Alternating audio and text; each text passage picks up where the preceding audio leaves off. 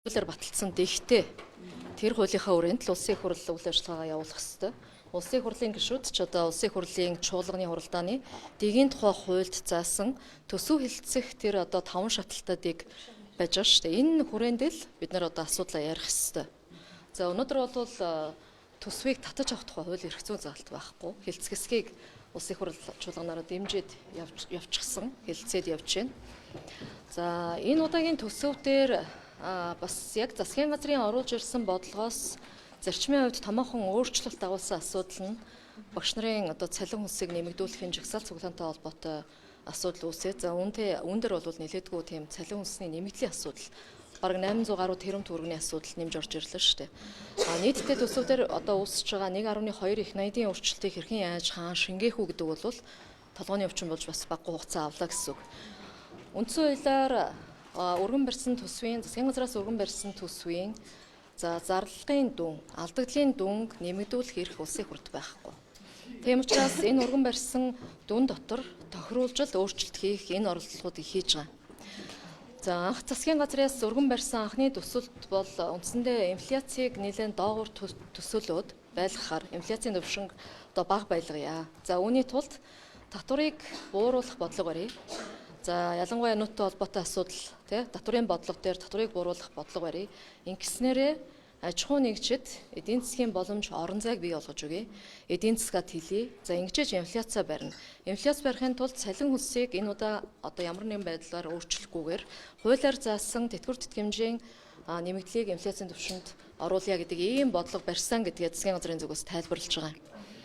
За гэхдээ энэ одоо бодлогыг төсвийн бодлогыг хэрэгжүүлнэ гэж орж ирсэн төсөв маань цагийн нөхцөл байдалтай холбоотой цалин хүнсний нэмэгдлийн одоо хэрэгцээ шаардлага энэ үүсэж байгаа нөхцөл байдалтай холбоотой томоохон хэмжээний өөрчлөлт орж байгаа нь өнөөдөр энэ хэлэлцүүлэг тал талаас өрнөх нэг шалтгаан болж байгаа.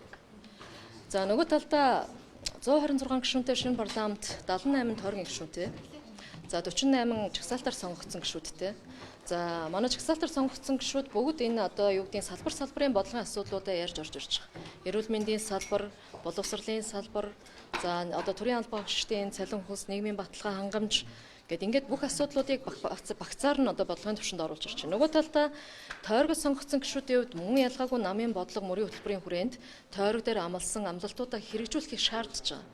Тэгээ энэ олон хэрэгцээ шаардлага нэг талдаа нөгөө талдаа байгаа нөөц боломж хэрхэн яаж хүрэх вэ гэдэг дээр л энэ чинь өөрөө эдийн засгийн онололтоо хязгааргүй хэрэгцээг хязгаарлагдмал нөөцөөр яаж хангах уу гэдэг дээр л одоо мэтгэлцээ маргаа өрнөд явж байна. За энэ дээр Монгол Ардын нам дахин өчигдөр одоо төсвийн байнгын орооноос гарсан одоо санал хураалт шийдвэрлэлтийн дүн дээр өнөөдөр бас бүлгэрээ ярих шаардлагатай байна гэж үзээд за чуулганаас завсралга авсан.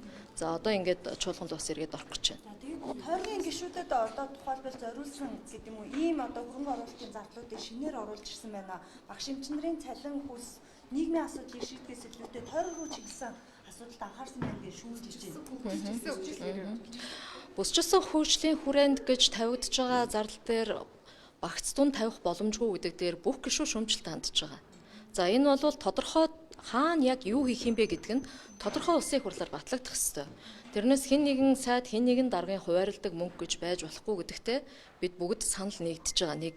За хоёрдугаарт нэг юм буруу ойлголт яваад байгаа. Сая би одоо бүлгийн хурал дээр ч бас хэллээ. Тойргийн гишүүдийн тойргийн мөнгө. Тэгээ энэ тойргийн гишүүд нэг хөрөнгө оруулалт татаж аваад хувааж идэх гэж байгаа юм шиг. За энэ нь ард нь одоо санал худалдаж авч байгаа юм шиг ийм буруу ойлголтыг манай жагсаалтаас одоо сонгогдсон гишүүд яриад байгаа. За би энэний бол эсрэг байгаа гэдгээ сая хэллээ. Яагаад гэхээр тойргоос сонгогдсон гишүүд ард түмэндээ амлалт өгöd гарч ирж байгаа. Тойрог дээр, орон нутаг дээр, тулгамдсан асуудлууд дээр ийм зүйлийг шийднэ. Намын мөрийн хөтөлбөрт орцсон. Улс орны хөгжлийн бодлого төлөвлөлтөнд тусгуулнаа. За тулгамдж байгаа энэ асуудлыг шийднэ гэж гарч ирж байгаа. Шийднэ гэж амласан ард түмэнд өгсөн амлалтаа хэрэгжүүлэхийн төлөө хөөцөлдөж явах нь үүрэг байхгүй юу. Гэтэл манай зарим жагсаалтаар сонгогдсон зарим гишүүд та нар төсөв ярьж явахгүй, та нар төсөв ярьж явлаа. Та нар бараг зүгээр сууж явах хэрэгтэй, хууль хутлах хэрэгтэй гэдэг. Өнөөдөр энэ нөхцөл байдал чи өөрөө улс төрийн соёл нь манай тогтоогүй шүү дээ. Бид нар яах вэ гэхээр тойрогоос сонгогдсон гишүүд тойрог дээр амласан амлалтуудаа хэрэгжүүлэхийн тулд тойрог дээр тулгамдсан асуудлыг шийдвэрлэхийн тулд ажиллах үүрэгтэй.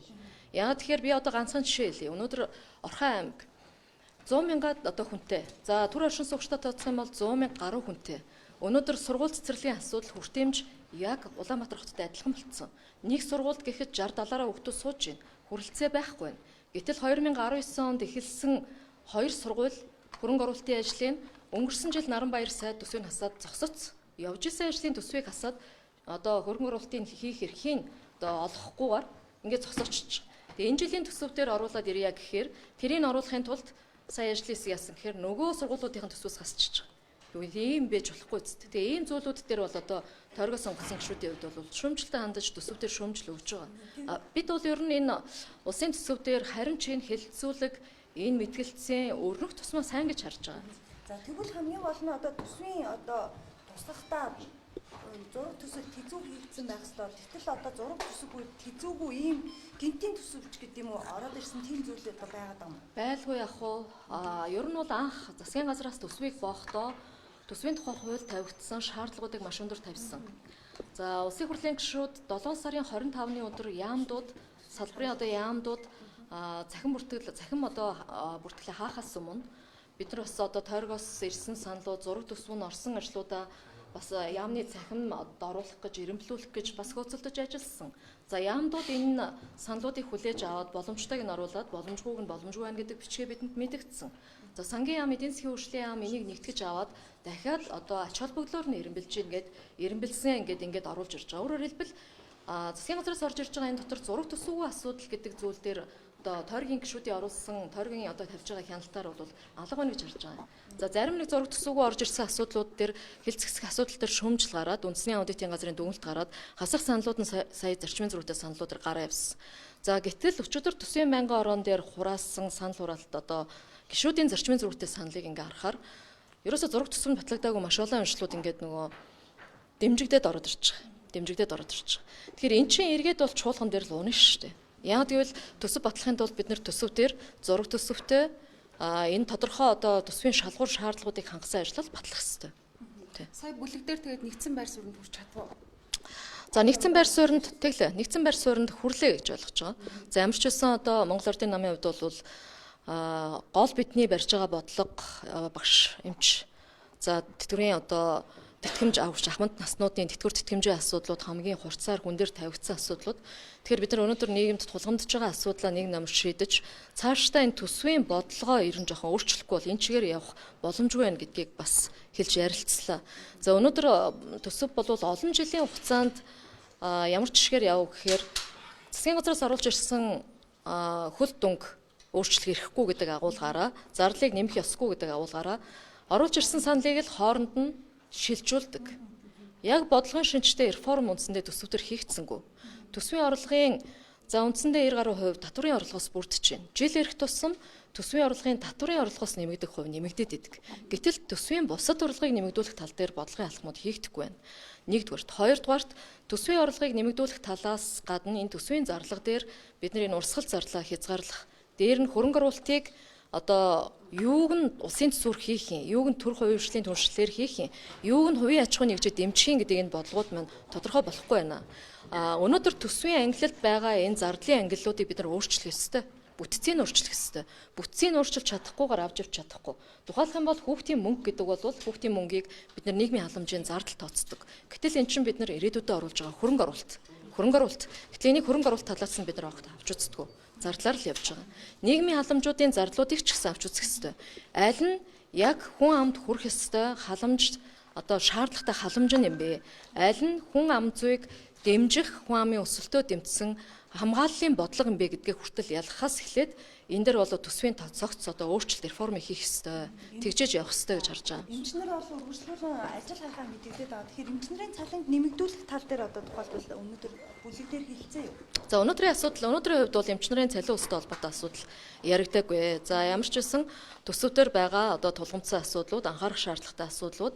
За одоо ялангуяа энэ зураг төсөөгөө төсвийн шаардлага хангах байгаа асуудлуудыг яаж авч орох ёстой юм? Энийг яаж одоо дахин хэлэлцэх ёстой юм? Өчигдөр төсвийн байнгаар оролцчлаа. Хууль эрхцэн хувьд дахин одоо хэлэлцэх ямар боломж байгаа талаар нэлээд ярилцлаа. Төсвийн ажлын хэсгийг одоо хамгийн гол нь төсвийг зөв ирэмблээч гэдэг юм уу? Зөв зарцуулаач гэдэг зориулалтаар ер нь бол байгуулад шүүлтүүр бас оруулж ирэх ийм үүрэгтэй гэж ойлгоод байгаа шүү дээ. Гэтэл одоо энэ ажлын хэсэг тухайлбал ийм зураг төсөвгүүд, хизүүгүү ийм төсвүүд оруулж ирээд дэмжүүлээд байдаг нь одоо яг ямар учиртай вэ? Төсвийн ажлын хэсэг байгуулагдаад маш богино хугацаанд ажиллалаа. За яагаад гэхээр бас энд бол улс төрийн нөхцөл байдал нөлөөлсөн гэж харж байгаа. Би энийг ч бас бүлгийн урал дээр хэлсэн, байр суурь илэрхийлсэн. Монгол Ардын намын бүлэг үндсэндээ 4-7 хоног хуралдсангүй шүү дээ. Яг энэ хугацаанд бол энэ сарын хугацаанд бид нэр ажлын хэсгээ байгуулад энэ төсвөө талтлаас нь ёстой мөрөөд нэг нэгээр нь хилцээд энийг бол задлаас сууж байх энэ цаг хугацаагаа үндсэндээ бас алдсан. Тийм учраас одоо бол энэ төсвийн ажлын хэсгээс оруулж ирсэн асуудал дээр одоо шөнө орой өдөргөө цаг наргүй сууж энийг нэг талд нь зэгцэлж одоо хуулийн хүрээнд төсвөө эцэслэх нь зүйтэй л гэж харж байгаа. За одоо шүүмжилтэй хандаад байгаа гишүүдийн байр суурь нэг болсон гэж ойлгож болох уу? За бусад гишүүд боломж байгаа энэ санал гаргаж ирсэн. за өнөөдөр бол одоо төсвийн ажлын хэсгийн үр дүнг сонсоод за ялангуяа бүсчилсэн үйлчлэлийн бодлоготой холбоотой тэр орж ирж байгаа асуудлыг бол их хурлын дэргэд ч одоо төрийн байгуулалтын 1000 орны дэргэд бүсчилсэн үйлчлэлийн дэд хороо байгуулагдсан байгаа шүү дээ. Тэгэхээр энэ дэд хороогоороо энэ бүсчилсэн үйлчлэлийн бодлогот орон нутагт ямар асуудлууд нэн тулгамдсан байгаа юм бэ? Ирэмблэх асуудлаа хороогоороо ярьж шийдэх нь зүйтэй. За энэ асуудлыг хороогоор шийдүүлэе гэдэг дээр нэгдсэн байр суурьнд бол хүрлээ. Тэгэхээр ер нь бол яг гэхээр тухайн гишүүний хувь байр суурь гэхээс илүү бүлгийн шийдэл бол эцсийн шийдэл гараад явах ёстой л гэж ойлгох хэрэгтэй.